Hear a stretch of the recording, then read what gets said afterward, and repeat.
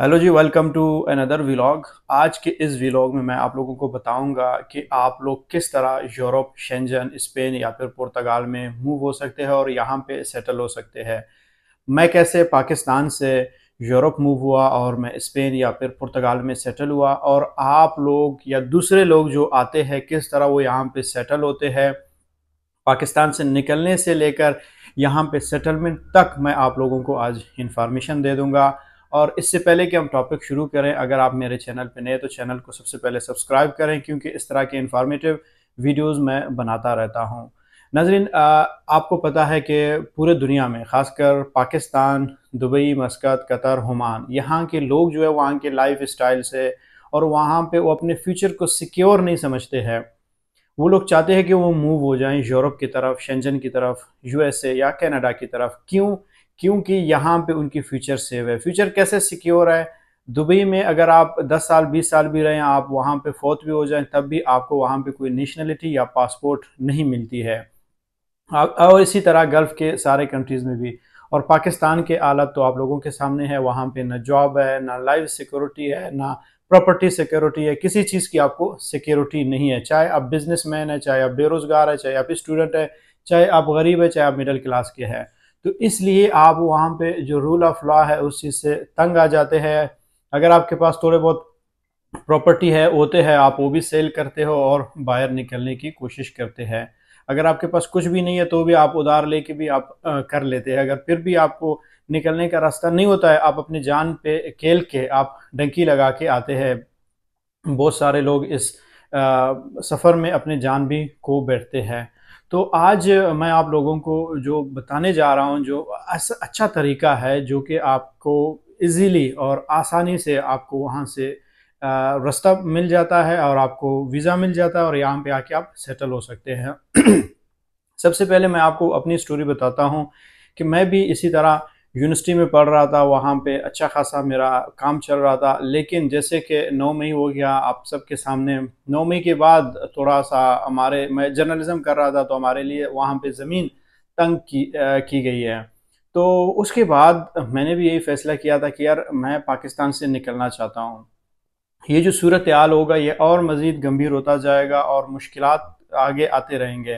तो मैंने ये सोचा कि कहाँ जाऊँ। फिर मैंने स्पेन, पुर्तगाल को अपने टारगेट बनाया और मैंने अप्लाई किया स्पेन के लिए।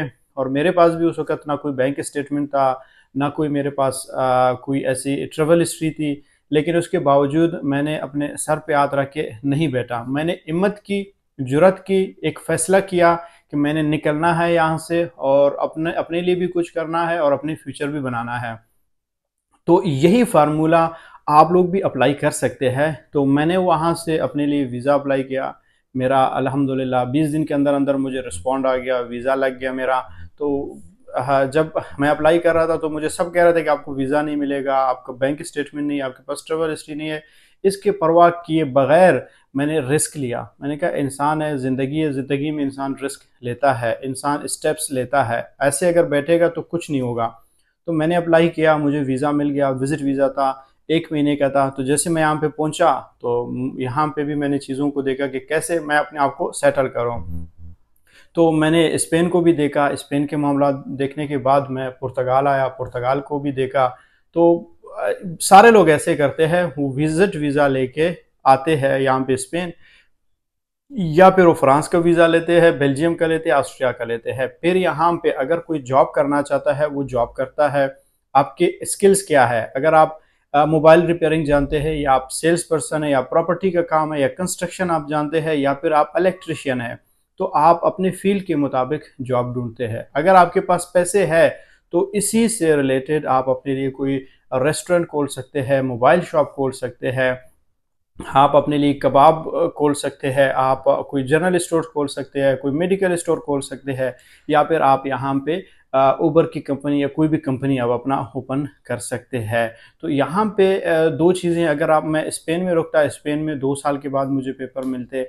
अगर मैं वहाँ से मैंने देखा कि मेरे लीगल एंट्री है, तो इसलिए मैंने पुर्तगाल को चूज़ किया और मैं पुर्तगाल आ गया। तो पुर्तगाल में एक सबसे पहले एक मेन टारगेट जब कोई भी आता है यहाँ पे, उसका टारगेट होता है, अक्लमंद वही होता है कि वो अपने टाइम को बचत करता है और अपने पेपर्स की तरफ जाता है। तो मैं हमेशा अपने वीडियोज़ में बताता हूँ कि स्पेन और पुर्तगाल ये दो कंट्रीज़ है जो आपको जल्द अज जल्द पेपर देते हैं और आपको अपने प्यारों से मिलाते हैं।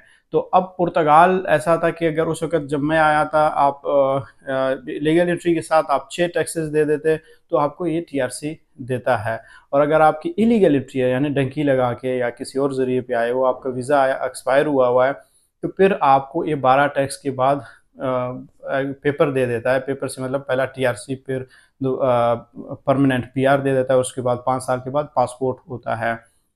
लेकिन यहाँ पे पुर्तगाल में भी आपके लिए बहुत सारे अपॉर्चुनिटीज़ है। आप क्या काम कर सकते हो यहाँ पे, जो बिज़नेस मैंने आपको कहा कि आप रेस्टोरेंट खोल सकते हैं, यहाँ पे आप कंस्ट्रक्शन का काम कर सकते हैं, आप मोबाइल का काम भी कर सकते हो, अपना शॉप भी खोल सकते हो, आप जनरल स्टोर में भी काम कर सकते हो और अपना भी खोल सकते हैं। और इसी तरह आप एग्रीकल्चर में भी काम भी कर सकते हो और एग्रीकल्चर में ज़मीन लेके आप वहाँ पे भी फार्मिंग कर सकते हो। गोट फार्मिंग हो गया आपके लिए, मुर्गियों का फार्म हो गया आपके लिए, काऊ फार्मिंग हो गया, आपकी फ़िश फार्मिंग हो गया, जो भी आप कर सकते हो आपके लिए अपॉर्चुनिटीज़ ही अपॉर्चुनिटीज़ है। यहाँ पे आने के लिए आपको सबसे पहले मैंने आपको कहा था कि विज़िट वीज़ा की ज़रूरत है आपको। उसके अलावा आपको कुछ भी ज़रूरत नहीं, चाहे स्टूडेंट वीज़े पे हो, चाहे आप विज़िट वीज़े पे हो। अब पुर्तगाल में इस वक़्त जो अपॉर्चुनिटी है, स्पेन में भी 2 साल है, लेकिन पुर्तगाल ने अब एक नया रास्ता खोल दिया, उसको कहते हैं हम आर्टिकल 92। अब यहाँ पे जो भी बंदा विज़िट वीज़ा पे शेंजन की किसी भी कंट्री में आता है, ये ज़रूरी नहीं है कि आपने स्पेन का या पुर्तगाल का वीज़ा लेना है, आपने शेंजन का किसी भी कंट्री, किसी भी ज़ोन का वीज़ा आपको मिलता है, फ्रांस का, चेक रिपब्लिक का, बेल्जियम, ऑस्ट्रिया, इटली। आप फिर उसके बाद किसी भी कंट्री में मूव हो सकते हैं। आप इटली आ गए, स्पेन आ गए, फ्रांस आ गए या फिर आप पुर्तगाल आ गए, तो यहाँ पे आने के बाद आप अपना आर्टिकल 92 में जा सकते हैं। पहले होता था कि 6 टैक्स के बाद, यानी 1 साल भी लग सकता था, 2 भी लग सकता था, 3 साल भी लग सकता था पेपर मिलने के लिए। लेकिन अब चूँकि पुर्तगाल ने और भी आसानियाँ पैदा की है, उसको हम कहते हैं आर्टिकल 92। कन्वेंशनल कोर्सेज़, अगर आप वहाँ से स्किल लेके नहीं आते हैं, तो यहाँ पे आप एडमिशन लेते हैं स्किल सीखने के लिए, स्किल सीखते हैं, फिर इंटर्नशिप करते हैं। इंटर्नशिप के बाद आपको यहाँ पे एक टीआरसी मिलता है। ये टीआरसी आपको 3 महीने के बाद मिलती है, लेकिन इंटर्नशिप के बाद आप दोबारा अपने कार्ड को रिन्यू करते हैं, फैमिली को भी बुला सकते हैं और आप 5 साल के बाद यहाँ पे पासपोर्ट ले सकते हैं। तो ये है आज की जो टॉपिक। अगर आप लोगों में से किसी को भी शेंजन में सेटल होना है, यूरोप में सेटल होना है, पाकिस्तान से अगर किसी को वीज़ा अप्लाई करवाना है, तो वो मुझसे रब्ता कर सकते हैं और मैं उनको सबसे बेस्ट आइडिया भी दे दूँगा। आप लोगों के लिए अप्लाई भी कर सकता हूँ, फ़ाइल भी बना सकता हूँ और जब वहाँ से आपका वीज़ा लगेगा, यहाँ पे आप आएँगे, तो यहाँ पे भी आप लोगों को भरपूर सपोर्ट मिलेगी, आपको डायरेक्शन दिया जाएगा, आपके टाइम को सिक्योर किया जाएगा, आपको अपने भाइयों की तरह सपोर्ट किया जाएगा। अगर वीडियो पसंद आ गया तो चैनल को सब्सक्राइब करें और अपना भी ख्याल रखें और अपने चैनल का भी। मिलते हैं अगले वीडियो में। Thank you so much.